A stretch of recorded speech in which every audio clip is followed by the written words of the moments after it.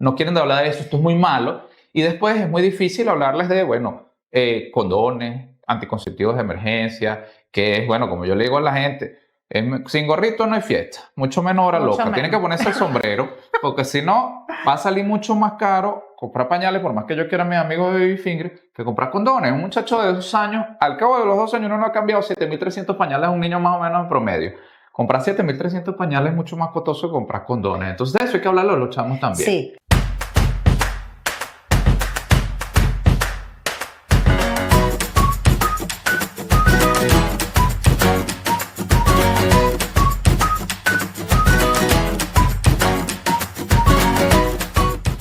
Buenos días, buenas tardes, buenas noches. Bienvenidos a un nuevo episodio de Padres de Verdad, el podcast. Porque ser médico es difícil, pero ser papá es otro nivel.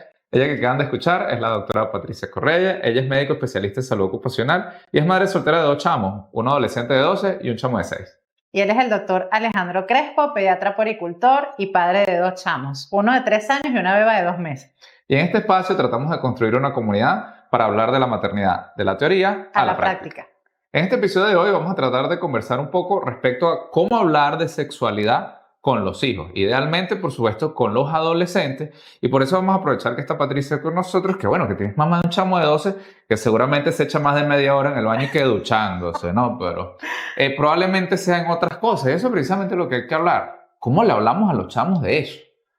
Le hablamos claro y raspado, sí, como hacen los venezolanos. Pero se dice fácil, ¿no? Se dice fácil el intentar y el tener esos acercamientos, pero cuando tú ves que tu hijo ya no es un bebé y empiezas a entender y a darte cuenta que se tarda media hora o 40 minutos en el baño, o que se encierra y le pasa seguro a la puerta del cuarto, tú dices, está creciendo, wow, pero ¿cómo yo abordo esas conversaciones?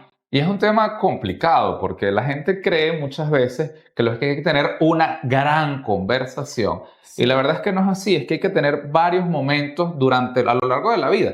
De hecho, en el año 2018, el Ministerio de Educación introdujo una cosa de Naciones Unidas respecto al currículo de educación sexual para los chamos. Y la gente decía escandalizada, que cómo que en preescolar vamos a hablar de sexualidad. Pero es que a los preescolares, como le digo, lo que estás en primer nivel, se les habla de sexualidad, pero no de homosexualidad, de relaciones sexuales. Se les habla, por ejemplo, de sus partes, de sus genitales.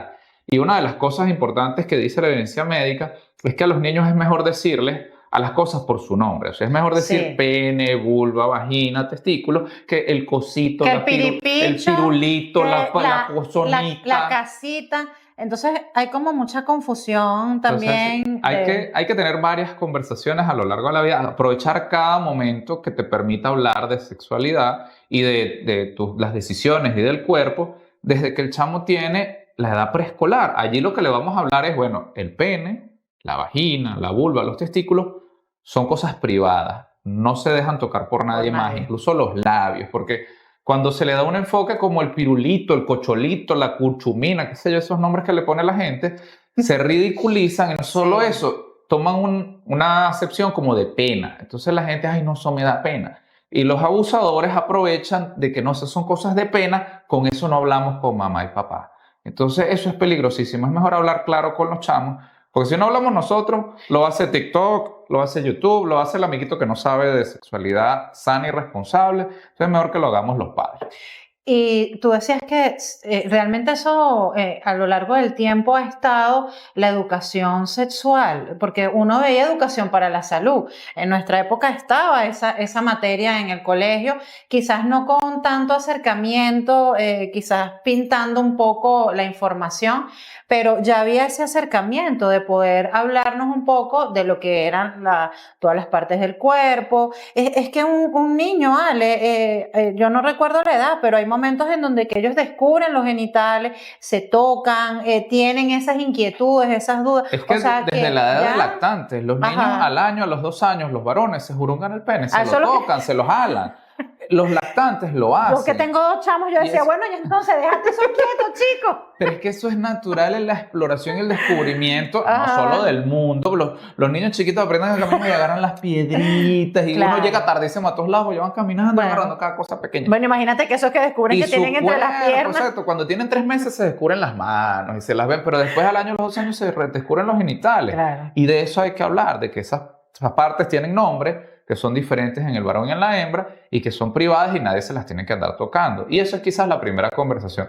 Pero tú decías algo importante. En la escuela se habla de eso. De hecho, los reportes que hay en la evidencia científica de esto es que la mayoría de los chamos no recibe esta información de los pediatras. O sea, yo soy el último al que la gente va y le pide información respecto a sexualidad para los chamos.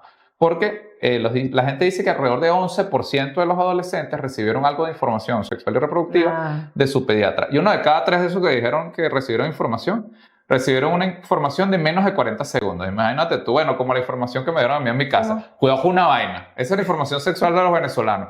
Cuidado, me echa una vaina. Eso es lo que le dicen a uno a los papás. Más nada, esa es la conversación de sexo. Y eso no está bien. Ya eso marca todo. Sí, y en el liceo probablemente lo que nos enseñaron fue enfermedades de transmisión sexual. Hablaron de lo negativo de la educación sexual y reproductiva y no hablan pues de los sentimientos, del amor, de los besos, de los abrazos, de las otras cosas que implican la sexualidad, que no es solo lo malo, porque si tú solo das un enfoque negativo, los muchachos tienden a sentir que esto es un tema tabú, no quieren hablar de eso, esto es muy malo, y después es muy difícil hablarles de, condones, anticonceptivos de emergencia, que es, como yo le digo a la gente, sin gorrito no hay fiesta, mucho menos hora loca, tienen que ponerse el sombrero, porque si no, va a salir mucho más caro comprar pañales, por más que yo quiera a mis amigos de Baby Finger, que comprar condones. Un muchacho de 2 años, al cabo de los 2 años uno no ha cambiado 7.300 pañales a un niño más o menos en promedio.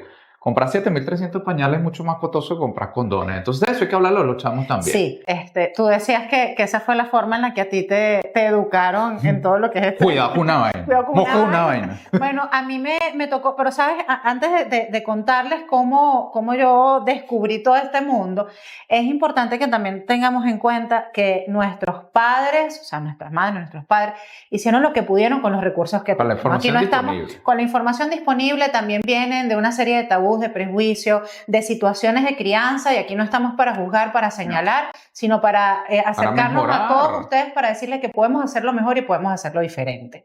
¿Cómo me enteré yo de todo este tema sexual? En mi época, y mis amigas que sé que me están viendo lo recuerdan, había una revista, la revista Tú, y nosotros reuníamos, y entonces, este mes la compras tú con la mesada, este otro mes la compras tú, en los kioscos que estaban por la Avenida Baral, y ahí nos fajábamos y nos poníamos a leer cómo se colocaban las toallas sanitarias, era lo del tema de la menstruación, todos los cambios. El desarrollo puberal, los cambios. Todos los cambios que veníamos como chamas viviendo. Cuando los adolescentes ven eso, pues empiezan a tener dudas porque les cambia la voz, porque no sé quién tiene eso ahora en la cara, el bigote, porque yo no. Porque no sé ¿Por qué María es tan alta cuando todos los demás somos bajitos? ¿Por qué ahora se pone una cosa bajo la franela?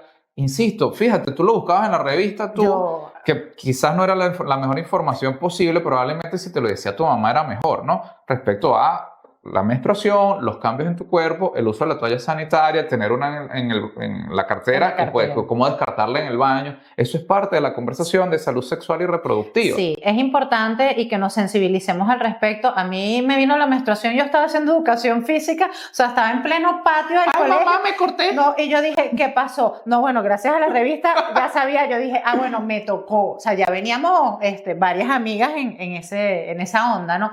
Y yo dije, nada, llegó mi momento. Momento estelar. Llegó. Entonces tú sabes que el venezolano, y ahí está la cultura también latinoamericana, allá se desarrolló.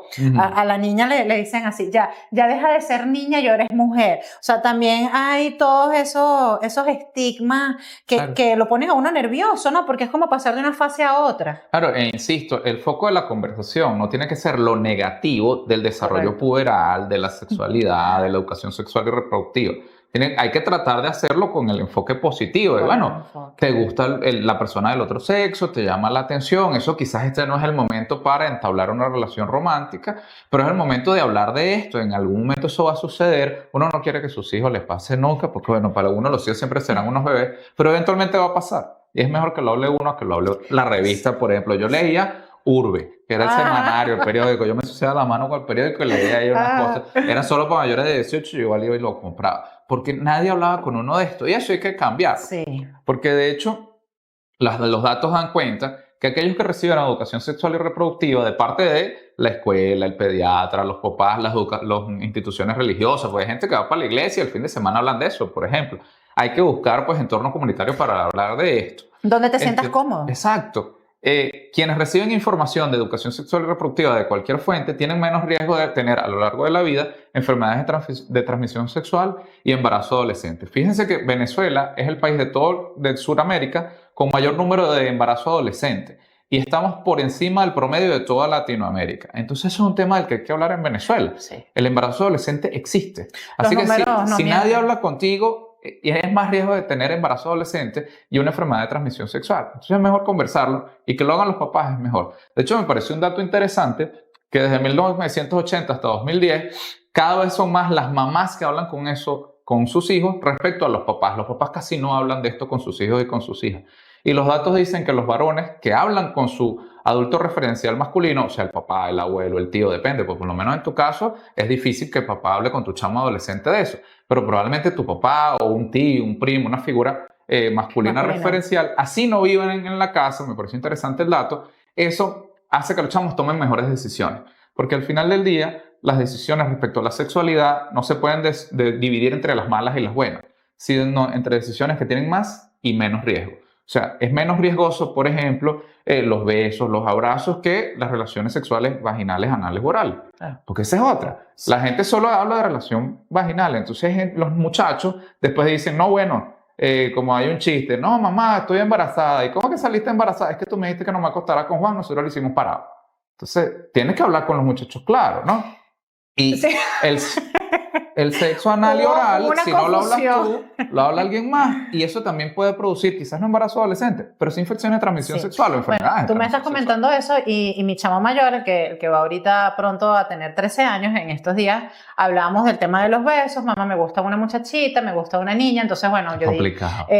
Sí, o sea, yo dije, nada, ya llegó el momento, ya llegaron estas conversaciones que en algún momento pensé cómo las voy a abordar, porque aunque uno de forma médica lo haces con otras personas, cuando ya te toca la parte de la emoción, porque es tu chamo, es tu sangre, wow, te mueve, ¿no? Te zarandea. Pero entonces él me hablaba del tema de los besos, el tema de los abrazos, y yo le hablaba del tema de las relaciones sexuales, y inicié la conversación con el VIH, con el virus del papiloma humano, sífilis, gonorrea, y lo primero que él me dijo, mamá, ¿qué es eso? Entonces ya es un punto álgido en donde tú sabes que tienes que profundizar y que tienes que hablar claro y raspado. Bueno, por ejemplo, yo cuando lo que tú decías, yo recuerdo que en 6º grado de la escuela a mí me llevaron a ver una clase de enfermedades de transmisión sexual y aquellas fotos a mí me impactan, yo qué cosa tan fea. Pero eso lo recibimos que si los 5 de mejor promedio de cada salón, o sea, no fue para todos en la escuela. Entonces no todo el mundo tiene acceso a la información. Desde 2018 se está tratando de implementar esto de la educación sexual de un enfoque integral en Venezuela y desde 2021 que se intentó meter la primera vez formalmente en el currículo tuvo mucho rechazo de la sociedad porque bueno, la sociedad venezolana es muy conservadora y bueno, eso es una característica propia de la sociedad y está bien, pero si no se habla de esto está demostrado que no evita que los muchachos arranquen actividad sexual. De hecho, si se habla de esto, está demostrado que los chamos inician actividad sexual más tarde y tienen más uso de anticonceptivos, especialmente de barrera, con el preservativo o condón. Entonces hay que hacerlo.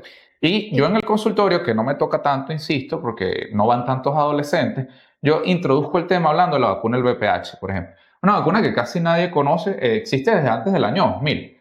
A nosotros nos trae Provacuna y yo les digo a las mamás, ¿tú sabes lo que es el VPH? Algunas dicen que sí, otras que no. Y les digo, bueno, ¿y tú has conversado de eso con tu hijo o tu hija? Y la mayoría de las veces la respuesta es que no.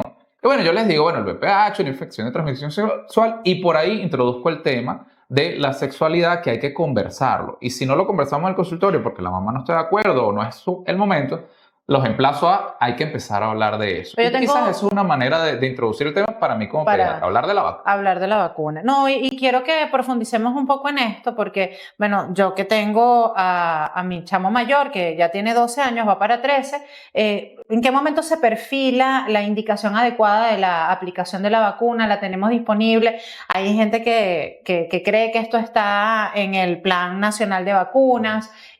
Bueno, hay que un poco aclarar eso, ¿no? Sí, bueno, la vacuna, como yo te decía, tiene más de 20 años en el mercado. Alrededor de 1999-2000 empezó a salir al mercado estadounidense principalmente. En Venezuela, el Estado venezolano lo permitió desde el año 2014. O sea, nos tomó más de 14 años que se lograra hacer legal poner esa vacuna en este país. En el año 2016, el ministro de Salud dijo que lo iba a introducir al programa empleado de inmunizaciones. Lamentablemente han pasado ya 9 años y no está en el PAI. O sea, tú no puedes ir hoy a un ambulatorio que se la pongan a tu O sea, la gente tiene que pagar para ponerla poder... en el sector privado. Okay. Si pagas los impuestos, igual no está en el ambulatorio. Tienes que pagarla de bolsillo en el consultorio privado. Siempre es más barato pagar vacuna que pagar cáncer, porque más del 95% de las lesiones de virus de papiloma humano, de cáncer, perdón, del cuello del útero están relacionados con virus de papiloma humano. Pero a partir más de qué edad? Del 95% del cáncer del cuello del útero está relacionado con vacuna del VPH, con infección por VPH. Está aprobada en el mundo a partir de los 9 años de vida. Hay países que lo ponen a los 11, a los 12, depende. Venezuela, como les digo, no está en el PAI. Se puede poner desde los 9 años. Y si se pone antes de los 15 años, se ponen 2 dosis. Una hoy y una en 6 meses. Si se pone después de los 15 años, una hoy, una en 2 meses y una en 6 meses. O sea, 3 dosis en total. O sea, si la pones temprano, te ahorras una dosis. Desde el punto de vista económico, el dolor, etc. Y luego de los 15, pues, toca una dosis más. Definitivamente es mejor, y no es que esto es vía libre para que tenga relaciones sexuales, todo lo contrario, es ponerlo antes de que inicien la actividad sexual para que la vacuna sea mucho más efectiva y brinde más protección contra el virus del papiloma humano y las cosas que están asociadas a esto como cáncer de cuello del útero, cáncer de cuerpo del útero, cáncer de pene, de ano, de boca, de recto. Es un tema bastante complejo y es mejor, insisto, pagar vacuna que pagar tratamiento de cáncer. Y conversar. Sí, por ahí se puede iniciar la conversación. Y conversar. ¿Qué es lo que puede ocurrir cuando se inician relaciones sexuales en donde no hay protección? Hablar también del uso del preservativo, del condón. O sea, método de barrera que evita no solo el embarazo, sino la mayoría de las infecciones o enfermedades de transmisión sexual. Quizás el VPH no, porque si la gente tiene verrugas o lesiones alrededor del pene o la vagina, no necesariamente en el introito o en el glande, pues ahí puede haber transmisión. Entonces no es infalible el condón, por eso vacunar es mejor. Y la gente siempre cree que es mucho mejor tener un enfoque de abstinencia. No, vamos a hablar de no se tiene relaciones sexuales ya. Celibato. Celibato para todo el mundo. Mira, los datos dan cuenta alrededor del mundo, todas las investigaciones serias, que el enfoque de cero relaciones sexuales o abstinencia es un enfoque inefectivo. No, eso no es sostenible. Y los datos son claros. 88% de aquellos que juran que van a ser vírgenes hasta el matrimonio terminan teniendo relaciones sexuales antes del matrimonio.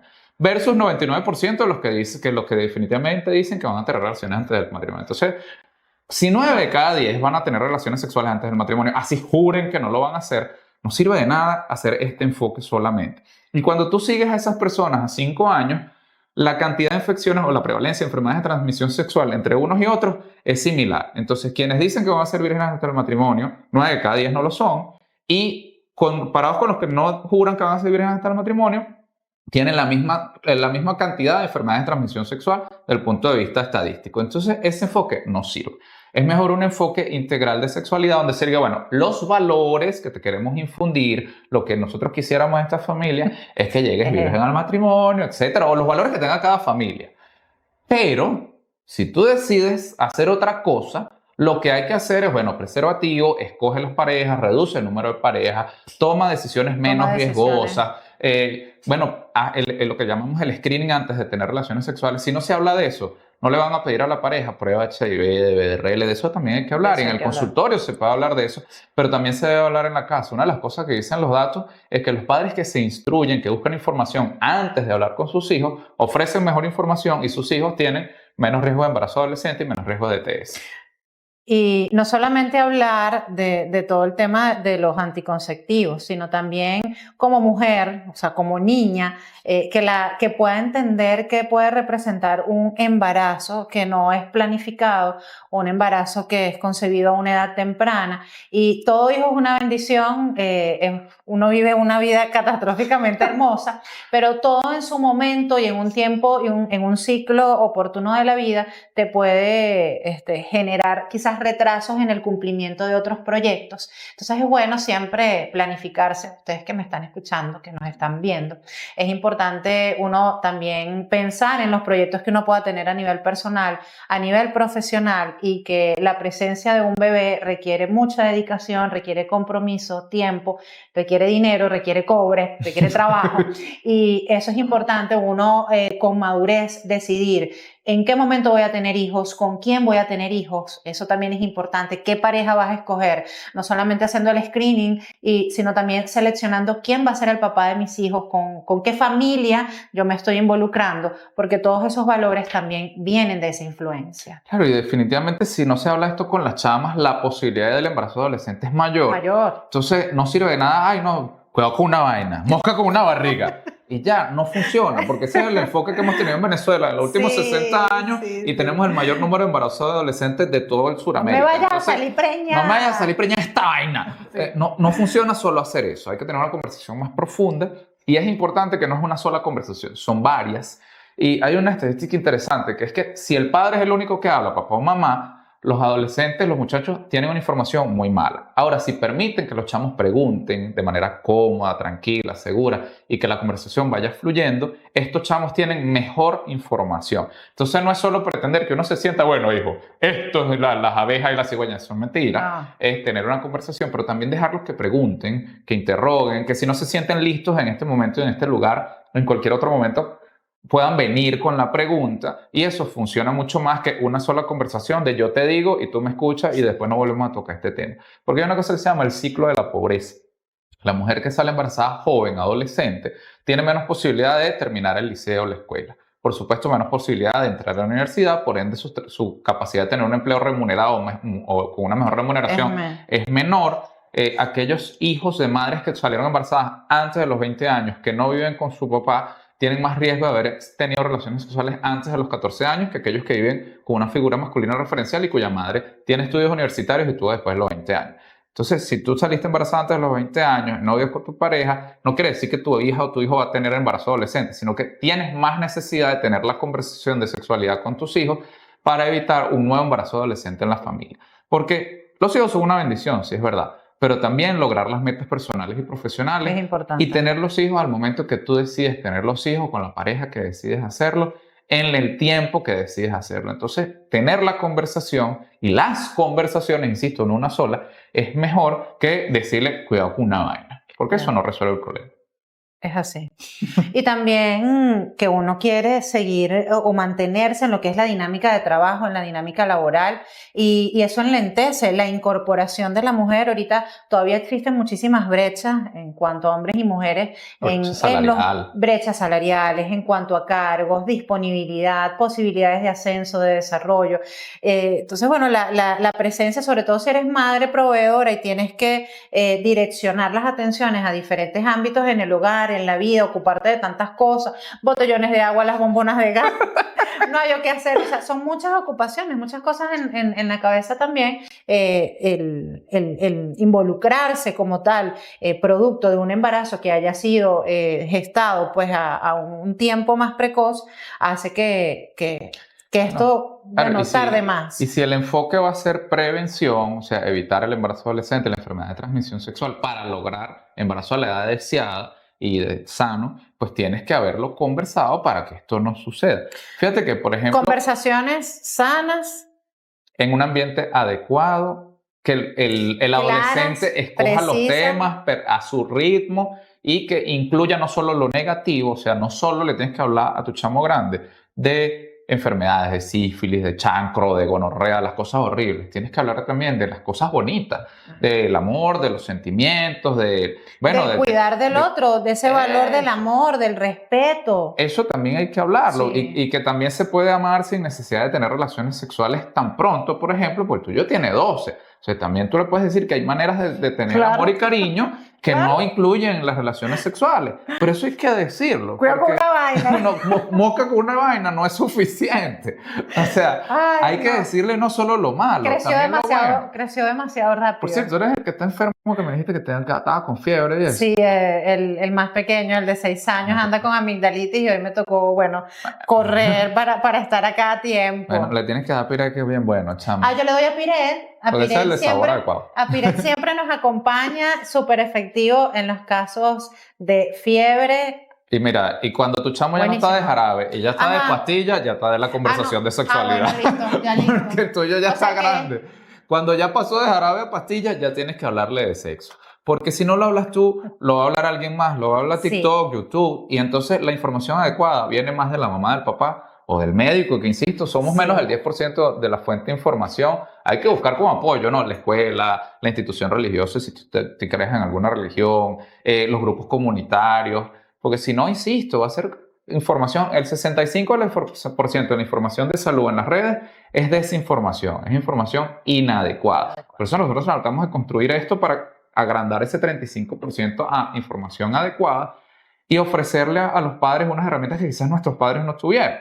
Y por eso nos dijeron solo mosca con una vaina y ya. Y bueno, nosotros tuvimos nuestros hijos a nuestro ritmo. A nuestra forma. Pero hay quienes, la mayoría de los embarazos en este país no son planificados y en el mundo, y tenemos la mayor incidencia de embarazo adolescente. Entonces eso hay que reducirlo y la mejor manera es hablar. Y lo otro es que también podamos tener empatía, recordar que a nosotros nos pasó todos los cambios que van viviendo los adolescentes. Ese cambio, porque también los tratamos, no, que es prepuber, que es preadolescente, que es adolescente. O sea, es una confusión que tú dices, ya va, ¿en qué etapa o en qué momento estoy? Porque es el rollo que no le consigo la ropa. Con las niñas no es niña, y es mujer. Entonces, ¿en qué momento, tú sabes, ves unas niñas de 7 años con unos taconcitos, hipersexualizadas, maquilladas? O sea, hay un momento y una historia, no un hilo para todo. Pero bueno, te comento esto porque, bueno, mi chamo ya le están saliendo esas pepitas, esos puntos negros. Claro, se siente incómodo, se siente feo, a veces trata como de esconderse. A esa edad, entonces, o te queda grande volando, o te queda apretadito chiquito, y entonces no te sientes bien en ningún lado. Qué maluca la adolescencia, ¿vale? Ya va, porque no se me vaya a olvidar, ¿vale? Ahorita con el tema del desodorante. Julián, tienes que ponerte el desodorante. ¿Qué desodorante te voy a comprar? Y entonces, bueno, en mi familia, coloquialmente, cuando empezaba con ese mal olor terrible, era... Bicarbonato, Fátima, bicarbonato. Lavar con bicarbonato y limón la axila, y eso era frotar y frotar. Pero ve, esa conversación hay que tenerla. Oye, te tienes que bañar y ahora te tienes que echar desodorante. La he tenido y he comprado bastante bicarbonato y bastante. A mí que una señora me escribe que me quiere llevar al niño por la consulta porque se afeitó. Agarraron en la escuela, otros niñitos le pasaron la afeitadora por la cara. Y ese muchacho de 11, 12 años. Pero si tienen esos pelos horribles, yo prefiero que se afeiten. Pero ya es una esclavitud a partir de ahora. Entonces tienes que tener esa conversación con tu chamo. O sea, si te afeitas hoy, a partir de ahora te tienes que afeitar diario. Yo le digo que se afeite, porque con esos 3 pelos... Bueno, pero es una conversación que hay que tener y una decisión que hay que tomar en conjunto. Por supuesto. La Ley Orgánica todo consensuado. La Ley Orgánica de Protección al Niño, Niña y Adolescente, la popular LOPNA, el artículo 50 dice que los niños tienen derecho a la información sobre sus derechos sexuales y reproductivos, tienen derecho a tener información sobre los cambios de su cuerpo. Entonces nosotros los padres estamos obligados a hablar con nuestros hijos de estas cosas, no dejarle esto en alguien más y bueno, toma esas decisiones. O sea, te quieres afeitar de una vez, bueno, pues me afeitar, no sé qué, la cosa. No, y que eso forma parte, claro, eso forma parte de la interacción, de la confianza. No queda, bueno, voy a ver cómo te pones las toallas sanitarias, o voy a ver, agarras entonces a lo mejor la afeitadora como no es y te cortas.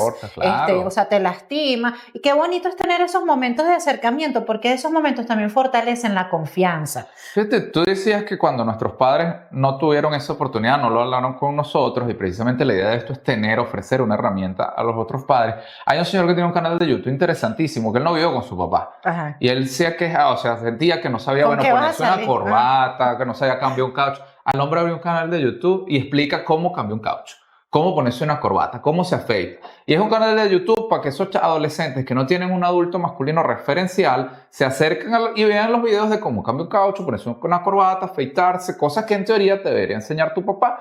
E insisto, la conversación con el varón es mejor que la hagan los padres. Así que enséñale este video a tu esposo y dile que debe hablar con tu hijo, porque los varones prestamos más atención a nuestra figura masculina referencial. Y no tiene que ser tu esposo, puede ser tu papá, tu hermano, un primo mayor, una figura masculina referencial importante para tu hijo, para que converse y sirva y funcione en tu caso, para que preste más atención, porque eso a largo plazo hace que la actividad sexual inicie más tarde, que el riesgo de embarazo adolescente sea menor y que el riesgo de enfermedades de transmisión sexual disminuya significativamente. Entonces, los varones deben hablar con una figura masculina referencial respecto a la corbata, los zapatos, la cosa, pero también a la sexualidad. E insisto, no es una sola conversación, Patricia. Desde tu chamo que tiene 6, hay que hablarle de eso, de que, porque tú ves, ese chamo ve TikTok y ya ve niñas y mujeres hipersexualizadas y ve una valla de una chica con un sostén, una cosa, y de eso hay que hablar. ¿Qué opinas? Hay que preguntarle, ¿qué sientes tú? ¿Qué opinas? ¿Qué te parece? O leemos en la prensa, no sé quién sí tuvo un problema allí de abuso sexual.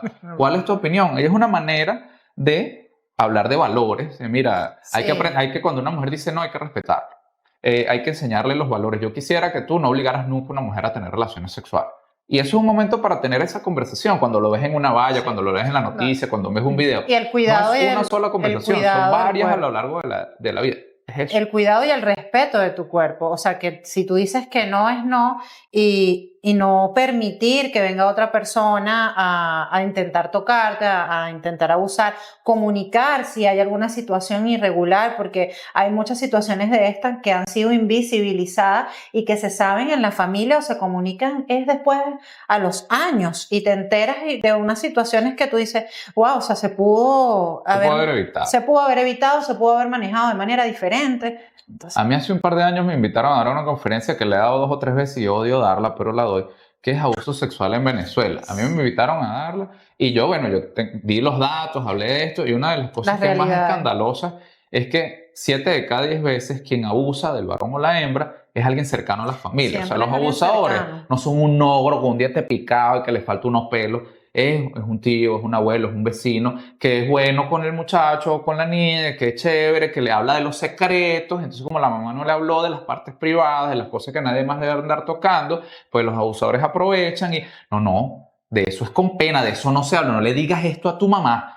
Entonces hay que evitar estas cosas. Es mejor tener una buena relación de confianza con los chamos y con las chamas para que eviten que alguien más las haga sentir mal. Porque, ay, no, fíjate, tú no te dejaste hacer esto. Hay que hablarles de eso. Alguien que te quiere y te ama no te obliga, no te golpea, no te trata mal. Entonces, esas cosas también forman parte de la conversación. Con los varones tú no tienes por qué tratar mal, golpear, abandonar, obligar. Eso sí, es parte ya también de la es un tema de valores también fortalecidos y bien arraigados y de una dinámica familiar, independientemente de cómo esté integrado la familia, cómo esté integrado ese grupo en el hogar. O sea, que haya esa compenetración, ¿no? Insisto, hay diferentes tipos de familias. Sí, sí. Y ninguna está bien, ninguna está mal. No. Hay familias con realidades diferentes. Pero al final del día, como yo te decía, la conversación de sexualidad no es solo de lo malo, no es solo infecciones, no solo es cuidado con una vaina, me sale con una barriga y te jodiste la vida. Hay amor, hay cariño, hay respeto. Eso es parte de la conversación. Decirle a un chamo, una chama, que el amor, el cariño y el respeto son parte importantísima de la sexualidad. Eso es parte de la conversación y que lo vea con el ejemplo. Al final del día, los chamos no escuchan lo que uno dice, sino ven lo que uno hace. Entonces, si uno respeta al sexo opuesto y al sexo propio, si uno respeta a la gente en general, los chamos serán respetuosos. El ejemplo. Entonces, enseñarles con el ejemplo y aprovechar cada oportunidad para hablar de estos valores, de estas cosas buenas de la sexualidad, porque la sexualidad tiene cosas buenas. El placer es innegable. O sea, a los chamos no hay que decirle que es mentira que va a sentir placer, porque cuando vaya para el baño 40 minutos y empiece a jurungarse, se va a dar cuenta que le agrada. Entonces, se va a dar cuenta que le dijiste mentira. Entonces eso socava la confianza y si no hay confianza no vienen a hablarte de bueno, me gusta tal muchachito o tal muchachita, estoy sintiendo esto que no lo entiendo bien o no sé quiéncito está tratando de abusar de alguien más, ¿no? Entonces todas esas cosas hay que conversarlas con la confianza que tus hijos depositan en ti y que tú tienes que pues tratar de mantenerla lo más fortalecida posible, ¿no? Ah, está bonito ahí la cosita, que quede linda. Tengo sed, tenía ganas de abrirlo. Tómatelo, pues. Se ve, los chamos están sedientos de información y si la información no se la dan los padres, se la va a dar alguien más también. Por eso estamos nosotros. La idea de eso es esta comunidad. La idea es eso, o sea, que podamos compartir con ustedes información de valor, nuestras experiencias, nuestros puntos de vista y que podamos mejorar la comunicación con nuestros chamos, poder acercarnos más, ser empáticos, estar sensibles en cuanto al tema, porque nosotros también pasamos por ahí. No solamente es acercarnos, yo te lo digo porque yo tengo más experiencia, yo soy más vieja o más viejo que tú, te lo digo porque a mí ya me pasó.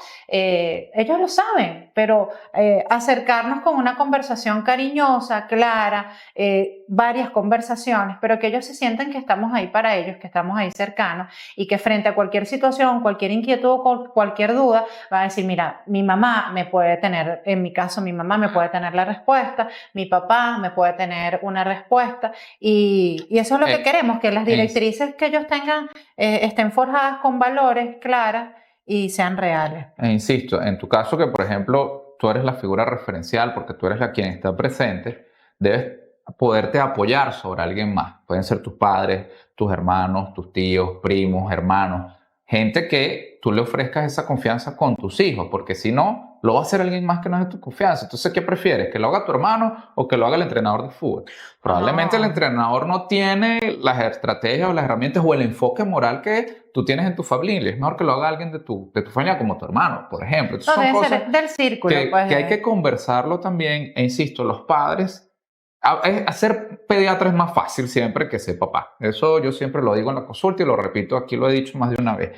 Es más fácil que los padres reciban ayuda, información del pediatra, en la escuela, del psicólogo, del consejero religioso o espiritual, o de los que sean cristianos, católicos, evangélicos, lo que fuere, donde sientan que deben obtener la información, se preparen para cómo enfocarse en esto, porque esa conversación, eso va a llegar solo. O sea, y llega rapidísimo. Claro, tus hijos van a ver un video de TikTok y van a ver cabeza caja bailando arriba de una lancha, como pasó hace un tiempo, y te van a preguntar. Y si tú no estás preparada para ofrecer respuestas, pues van con otro. O sea, te ven con cara ponchado y olvídate, van para el siguiente. Sí, entonces hay que prepararse a tener las conversaciones. Insisto, no es una conversación de la cigüeña y las abejitas. Son varias conversaciones a lo largo de la vida y definitivamente, pues aquí nosotros vamos a tratar de ofrecer la información lo mejor posible, porque insisto con este dato que me pareció importantísimo cuando lo estaba leyendo. En los Estados Unidos, donde hay pues bastante información, la Academia Americana de Pediatría, entre otras organizaciones, recomienda que la educación sexual sea con enfoque integral. Insisto en esto de que el celibato no es eficiente, no es eficaz, no es efectivo. Los estados casi siempre invierten dinero en educación sexual y reproductiva que hable solo de decir que no y mantenerse virgen hasta el matrimonio. Y esto es ineficiente. En cambio, los enfoques que ofrecen una educación integral, sexual y reproductiva, que incluya, sí, el enfoque del celibato o virgen hasta el matrimonio, pero también incluya condones, preservativos, hablar de enfermedades de transmisión sexual, planificación, servicios de salud, dónde hacer un screening para ver si la pareja tiene algo, cómo ir al ginecólogo, porque es mejor ir al ginecólogo a que se haga una citología, a que ir a los tetra todos los meses por el embarazo, desde el punto de vista económico, familiar, etc. O sea, el enfoque en que incluya todo es mucho más eficiente y ahí debe estar el dinero. Insisto, la sociedad venezolana es muy conservadora y aquí me van a caer en los comentarios a piña todito de, claro, el hijo tuyo seguro como no es adolescente, tú hablas así tan tranquilo, ¿no?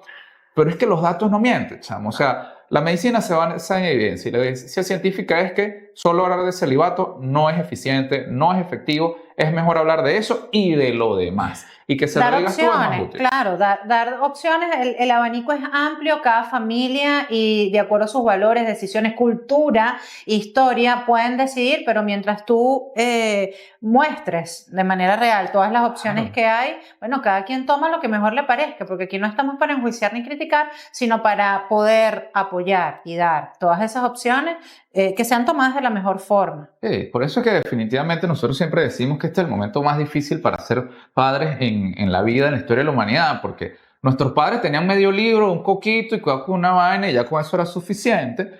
Nosotros ahora tenemos Instagram, TikTok, 200 libros, 400 PDF, una gente hablando pendejadas en YouTube, no sé qué. Y siempre sentimos que lo estamos haciendo mal. Y la idea de este espacio es que se sientan a gusto, que comprendan la mejor manera de hacer las cosas, que nos escriban aquí abajo si tienen alguna sugerencia o alguna crítica respecto a lo que hablamos, que nos digan qué más quieren hablar para que crezcamos juntos como padres de verdad y hagamos lo mejor posible con las mejores herramientas que tengamos a la mano.